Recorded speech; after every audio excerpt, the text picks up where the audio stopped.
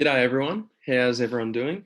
So I'm going to do a top eight, who I think will be the top eight defenders for the season. So this is just a prediction. I'll do this with the midfielders, rucks and forwards in later videos, but for now we'll do the top eight defenders who I think will finish out as uh, the best eight for the year. So this is the second time I've attempted to record this due to some issues, but and also, just disclaimer as well.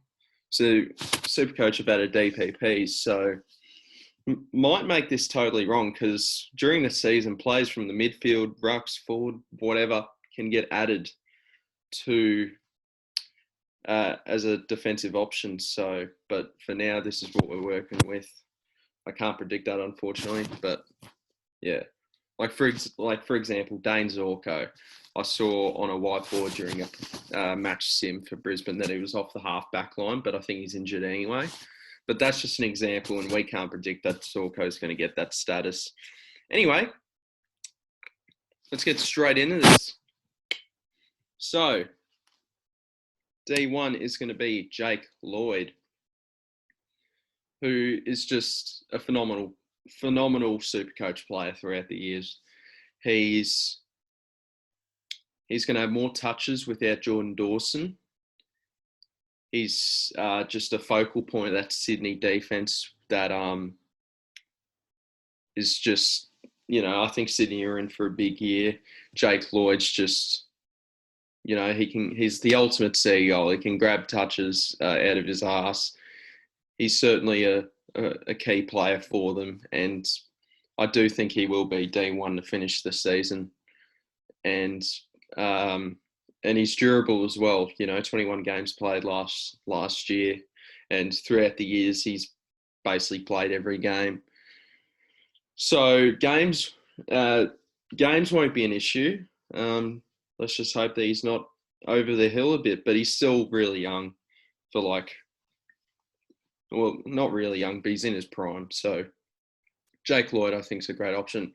Now, who I think will be D2, this one's a tad 50-50 because I saw a couple of days ago that Luke McDonald's taking kick-ins again. So I'm talking about Aaron Hall, of course. He's taking kick-ins again, which might hurt Hall a tad. But I just think out of Hall, Luke McDonald, and Zeeble, out of those three, Hall's got a bit more flair to them. He's got that pace. He's got that run and carry to get the ball out of defence. He has soft tissue history, but he is playing off the half back line, which, it's a little bit more, a little bit more easy, a little bit more, he's not really, maybe I need to watch him more, but I guess he was defending a bit, but his main role is just to see goal and get the ball out of defence. And he certainly did a tremendous job of that after round 6. He was just such a good forward option for us in the back half, in 2/3 of the season. So I think you can't go wrong with Aaron Hall. He's shown that his ceiling's very high as a scorer. So I think D2 is about fair. Now, at D3, I'm going to go with Jordan Dawson, and I'll predict that he's like the Callum Mills 2.0 and that, defender to become a full-time midfielder. So I think he has a bit of point of difference for the Crows. He's a taller body. He's a beautiful kick of the ball. And he just came across from Sydney, wanted to go home. And I think the Crows have got a hell of a player to kickstart this rebuild. Well, the rebuild's been starting for a couple of years, but I think Dawson in his prime years will be contending, for a top 8 position, or hopefully by then, for the Crows' sake, a flag. So, yeah, I just think he's a great option. Beautiful left boot as well. Barely misses a target. Nearly the best kick in the comp. At D4, I'm going to go with Jaden Short, who, without Bashahuli, certainly plays better. And now Bashahuli's retired. Short had a bit dodgy kicking last year, not his usual self, due to Richmond just not being that good last year. We all know the capabilities Richmond have had in winning games of football and winning flags, and just last year was a bit of an off year. Extended pre-season as well for Richmond. The senior blokes got a bit more of a break compared to the last 4 or 5 years where they were contending. So I think that break will certainly help them, along with Basher Hooley not being there for short scoring ability. It was a bit of a roller coaster last year, which left owners disgruntled. But certainly Jaden Short, I think, can be D4 and can be the player that everyone wanted him to be last year. But he's only a 10% ownership, which makes sense. A lot got burnt by him a little bit. I mean, he wasn't awful. He was not awful, but he was just, everyone was expecting probably high standards compared to what he dished up. D5, I am going to go with Lachie Whitfield, who probably won't play every game. We never know, but he probably won't. Defender mid status. He's number 1 pick in the draft. Certainly a very talented player and certainly a very important option for GWS coming out of that defence. He can. He's got a beautiful kick. He's just so agile as well. It looks like the ground has stopped.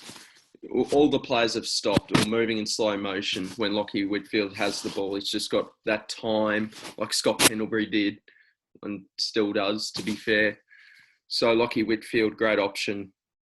Such a cheap price as well. I think he's an absolute bargain for what his capabilities are as a player and as a Supercoach player.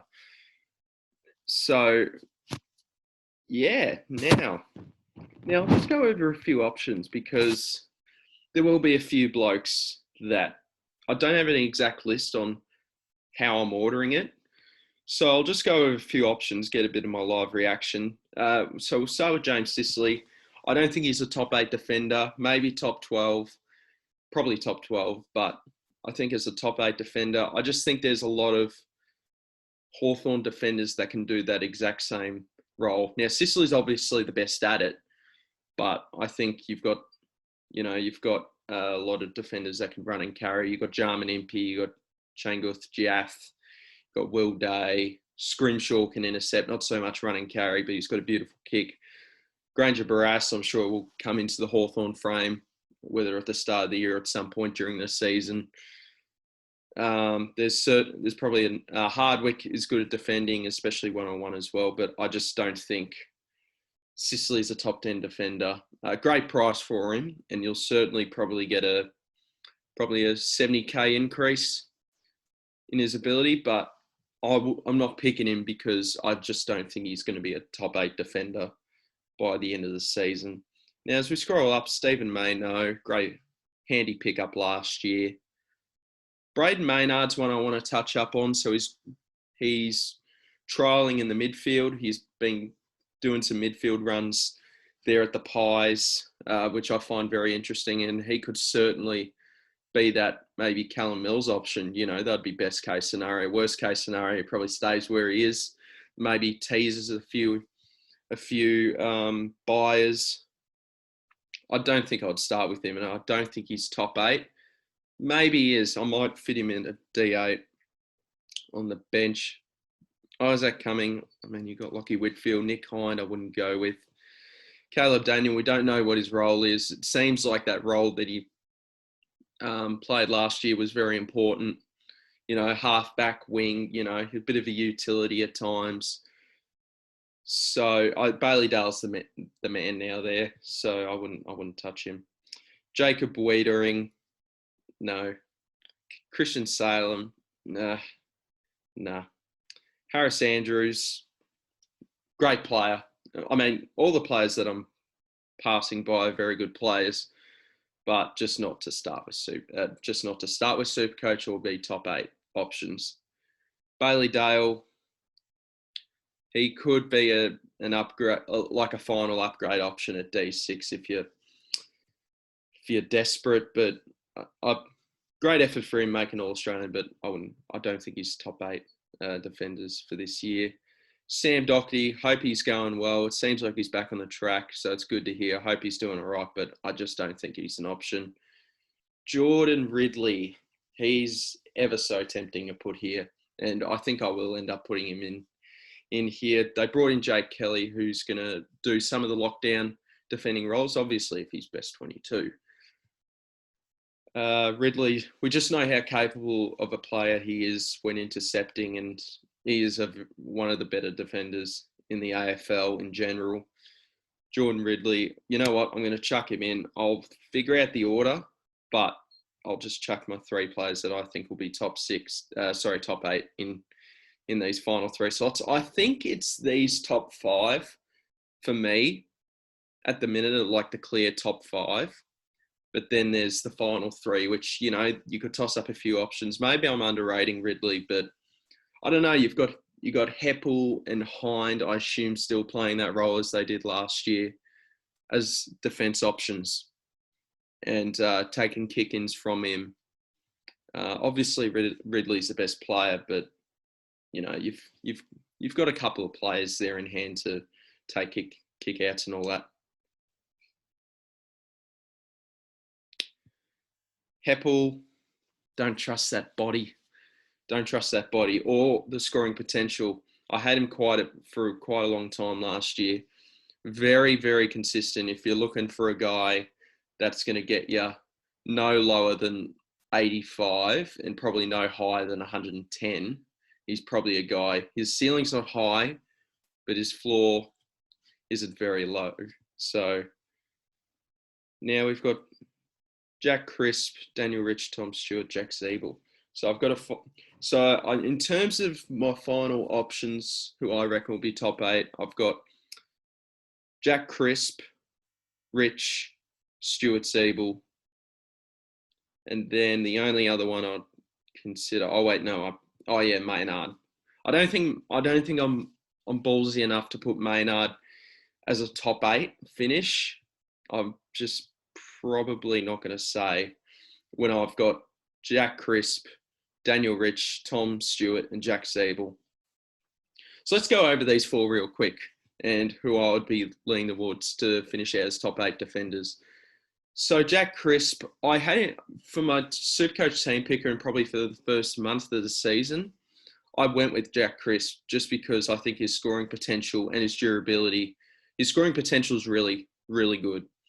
And I could argue in my head that he could be higher up in here, but at the minute, we're talking about him being a top 8 defender. If he has that role, I assume he still has that role.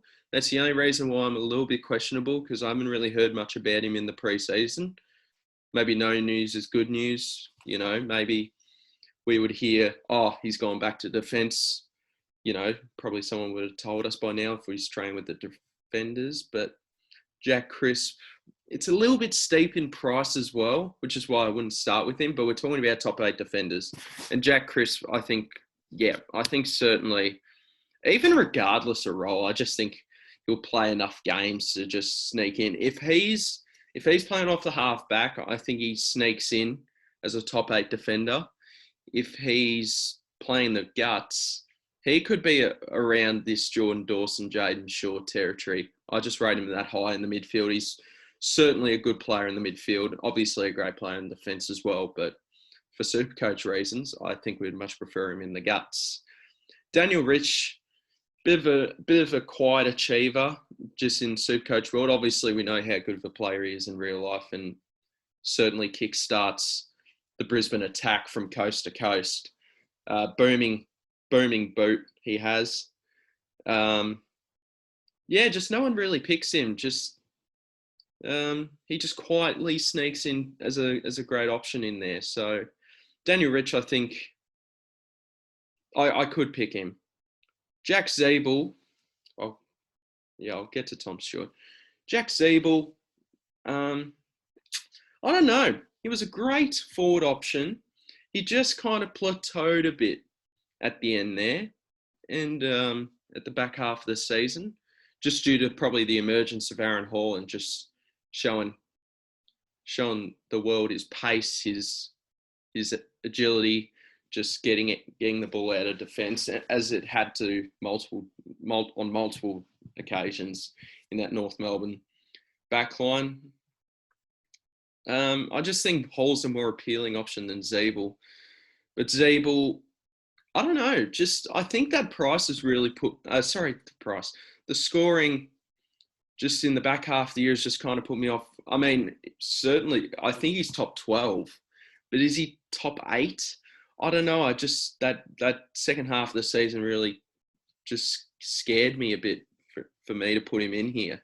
And just with Aaron Hall, I think Aaron Hall certainly does the role better. Jack Zeeble does the role brilliantly himself, you know. But yeah, I don't think Zeeble's top 8. Now, Tom Stewart is very, very interesting indeed. He could, if he was fully healthy, ready to go, obviously it'd be one of my picks, probably replacing. So I think for my team, I've got Lloyd, Hall, Short, and Whitfield. I've accidentally clicked on good old Jaden Short's profile as I'm talking. I would easily probably replace Short with Tom Stewart, or even Aaron Hall maybe, but probably not. But he's got that foot injury. Apparently he's doing all right at the minute, but yeah, that does scare me. And it does scare me whether he's going to, he's no spring chicken. He's getting up there in age along with a few of the Geelong boys. But in my opinion, he's actually their best player and maybe a big call, but I reckon the best defender in the comp. He's just that underrated, does everything the right way, great player for Geelong. But yeah, he's getting up there in age. And that foot injury really concerns me. But if he was healthy, he would certainly be in here. But I think out of all the options here, I think I'm going to go with Daniel Rich to ease out the top 8. Now, who do I think how should I order this? I think Crisp is 6. Now, out of Rich or Ridley, I think Ridley's, we got to remember, Ridley's never averaged 100 in his career. So we do got to take that in consideration. But I'll have Ridley at D7 and then D8 Daniel Rich. Is there any other names I didn't go over? Luke Ryan. Don't know. He's certainly the man down there in terms of intercepting at the Dockers. But I just think with Freo, they can play well one week and just not look like it at all each week. They're that up and down where I just probably wouldn't pick Luke Ryan. He's certainly a unique option. Bit of he's a flirty option for, if you want to go with a pod. But yeah, I just think there's safer options. Luke Ryan certainly has the potential to eventually become a top 3 defender in Supercoach. I mean, he's really not far off from it. So, yeah, but I'm not picking Luke Ryan to finish top 8, probably top 10. Anyway, I hope everyone's enjoyed that. So those are my top 8 defenders. They'll, in my opinion, will finish as the top 8 best defenders for the season. So I hope you enjoyed. And the midfield, what will we do next? I feel like I'll combine the rucks and forwards in one video, because the rucks, they'll be like a 3-minute video on just who I think is going to be the top 3 best rucks. So I think the ruck forward will be next, and then after that, we'll do the almighty midfield. Thanks for listening, and have a good day. I'll see you next video.